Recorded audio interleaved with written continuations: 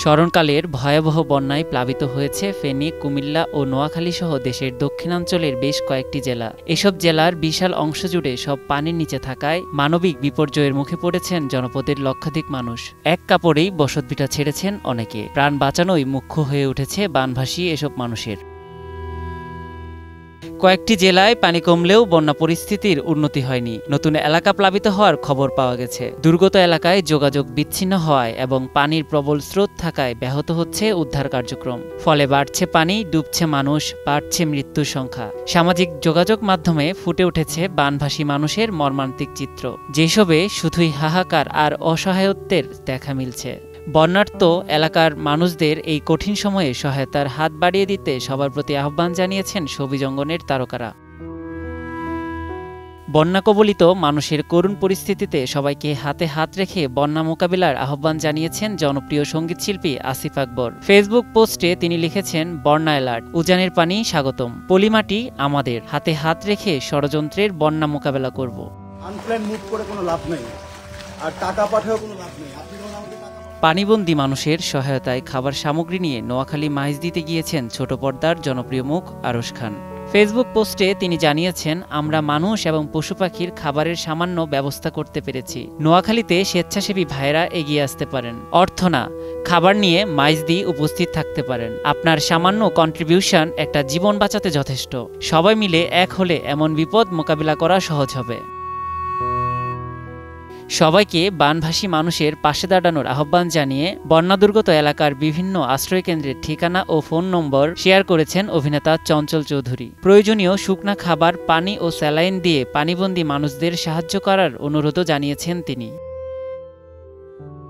দেশের এই সংকটকালীন পরিস্থিতিতে জাতি, ধর্ম, বর্ণ নির্বিশেষে ঐক্যবদ্ধ হয়ে এগিয়ে আসার আহ্বান জানিয়েছেন চিত্রনায়ক আরিফিন শুভ। সবার আগে বন্যা কবলিত এলাকার মানুষ, পশুপাখি সহ সব জীবের নিরাপত্তা নিশ্চিত করার প্রত্যাশা তার।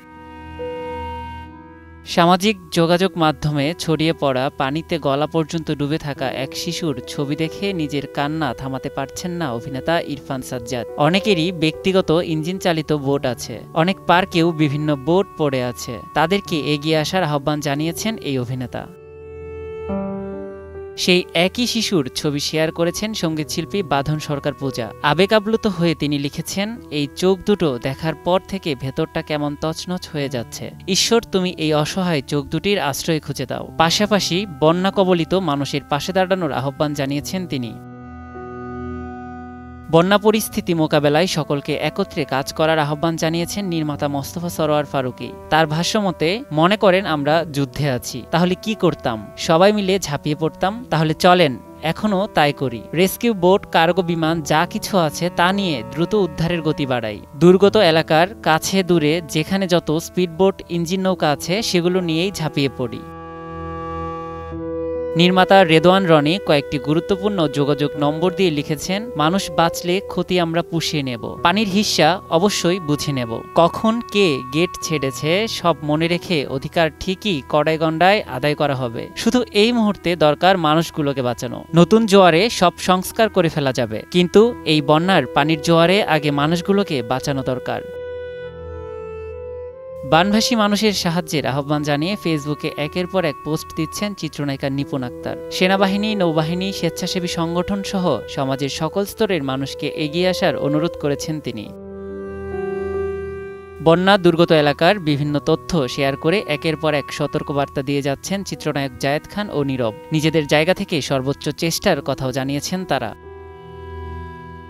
বন্যার্তদের সাহায্যে 1 লাখ টাকা অনুদানের ঘোষণা দিয়েছেন চিত্রনায়িকা মিষ্টি জান্নাত। তিনি তার ব্যক্তিগত আয় থেকে এই টাকা দেয়ার কথা জানান। চিত্রনায়িকা তমা মির্জা কুমিল্লা, ফেনী ও নোয়াখালীর বন্যা পরিস্থিতি তুলে ধরে নিজের উদ্বেগের কথা জানিয়েছেন। সেখানে সেনাবাহিনীর সর্বোচ্চ সহযোগিতা কামনা করেছেন এই নায়িকা। পাশাপাশি শাবনূর, অপু বিশ্বাস, পরিমণি, জাকিয়া বারী, মমদের মতো তারকারাও সকলকে এগিয়ে আসার আহ্বান জানিয়েছেন। ছোট পর্দার জনপ্রিয় অভিনেতা জিয়াউল হক পলাশ ফেসবুক স্ট্যাটাসে লিখেছেন, ফেনী ভেসে যাচ্ছে, নোয়াখালী এবং কুমিল্লা ভয়ঙ্কর বিপদে। আপাতত প্রধান কাজ হচ্ছে সারা দেশ মিলে বন্যার্তদের পাশে দাঁড়ানো। সঙ্গীতশিল্পী জুনায়েদ ইভান লিখেছেন, নিজের সাধ্যমতো ট্রাকে করে নৌকা নিয়ে রওনা হচ্ছি, যে যার জায়গা থেকে এগিয়ে আসুন।